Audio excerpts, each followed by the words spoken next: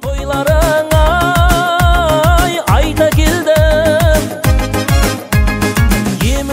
Құрметті ағайын туыс, құда жекжат, дос жарандар, кластастар, әскери достары және көршілер.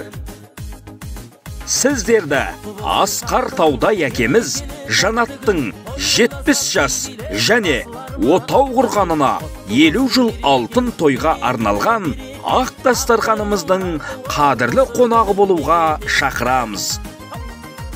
Той салтанаты 2023 жылдың 5 мамыр күні сағат 13:00-де басталады.